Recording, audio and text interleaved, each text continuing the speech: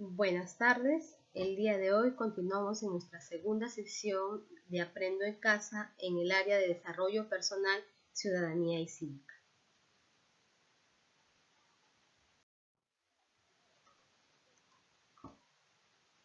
Estado de Derecho en la emergencia sanitaria que atraviesa nuestro país.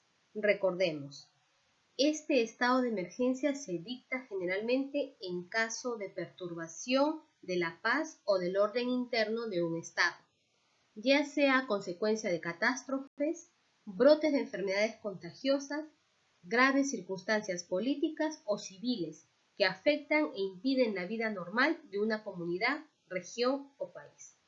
La situación que está atravesando el Perú es el brote de una enfermedad contagiosa, una pandemia, que cada día va aumentando la cantidad de contagiados.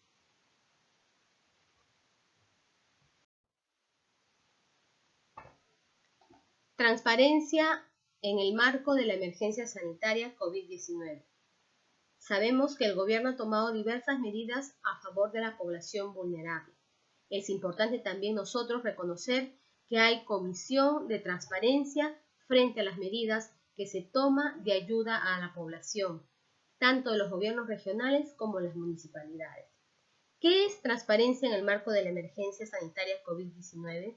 Es un proceso por el cual los gobiernos locales informan a la Contraloría General de la República sobre el uso de los fondos para la adquisición y distribución de bienes de primera necesidad de la canasta básica familiar a favor de la población en situación de vulnerabilidad, en el marco de la emergencia sanitaria declarada por el COVID-19, lo que contribuye a la transparencia de la gestión pública y al control social.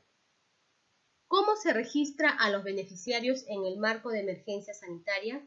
La Contraloría General de la República, en el marco de sus atribuciones, ha implementado el aplicativo informático Transparencia en el marco de las emergencias sanitarias COVID-19, en el cual las entidades públicas registran obligatoriamente de forma virtual la rendición de cuentas de gastos por el estado de emergencia, tal como lo establece el decreto de urgencia número 033 del 2020 del 27 de marzo del 2020.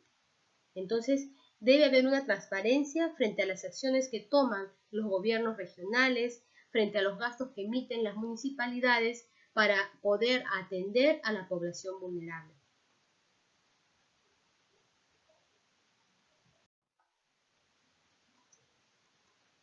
La conducta humana ante situaciones de emergencia. Análisis de proceso en la conducta individual. Dentro del ámbito de la planificación y protección ante las emergencias, el comportamiento humano juega un papel crítico. La mayoría de las personas no han tenido la experiencia de hallarse ante una situación de peligro inminente, y cuando esto ocurre, algunas personas toman decisiones que incrementan el peligro para ellas y también para los demás. Así, los comportamientos que se producen van desde una actitud de calma hasta un verdadero pánico. ¿Qué es lo que estamos observando, no? Las personas están tomando actitudes en donde están en peligro ellos y ponen en peligro a los demás. Está generándose una situación de pánico, lo que vemos en los mercados, que no veíamos antes, tanta cantidad de personas, todos sin respetar espacio. La conducta humana está siendo afectada, no están tomando conciencia del peligro inminente que trae consigo esta enfermedad del COVID-19. Parece un hecho constatado en la historia de los grandes siniestros que el miedo a morir ha causado mucho más víctimas que el siniestro mismo. Se afirma, por ejemplo, que en caso de catástrofe de regulares proporciones, sea cual sea su naturaleza, incendio, explosión, inundación, enfermedades contagiosas como la que estamos viviendo en el Perú, el pánico ocasiona más daños y víctimas que la catástrofe en sí. En el Perú no está ocasionando el pánico, sino la irresponsabilidad ciudadana que tienen muchas personas o habitantes de nuestro país, a través de los contagios que se están dando, a través de las muertes que estamos observando en las estadísticas. ¿Por qué? porque no estamos asumiendo nuestro deber, nuestro respeto a la norma y a las leyes. Y las consecuencias muestran cómo nuestro país está aumentando cada día más los contagiados y los muertos que tenemos. Se dan muchas creencias comúnmente aceptadas respecto a la conducta humana frente a la emergencia, no todas ellas fundamentadas en investigación.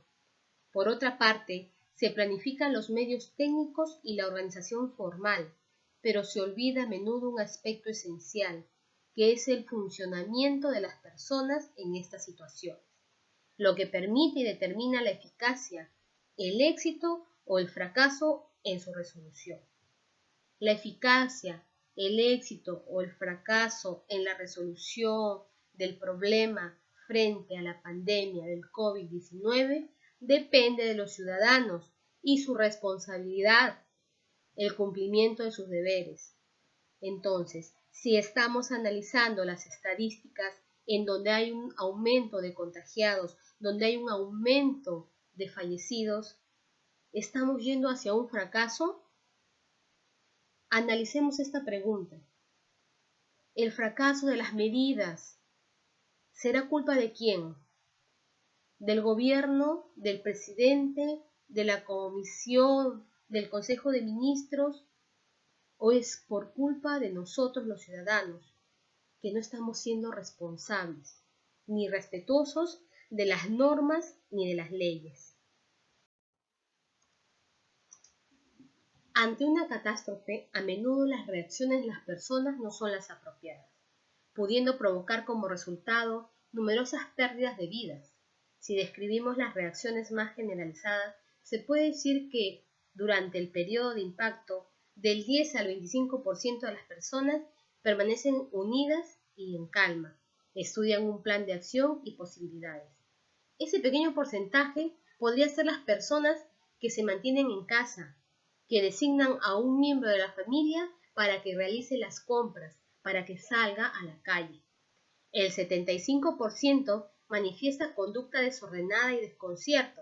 Ese es el gran bloque de peruanos que salen a los mercados, que salen sin protección, que no mantienen la distancia. También tenemos un 10 al 25% que muestra confusión, ansiedad, paralización, gritos histéricos y pánico. Ese es el bloque de personas que salen a las tiendas y se abastecen como si fuera a acabarse los alimentos. Entonces hay que ver en qué situación estamos nosotros, en cuál de estos bloques nos ubicamos.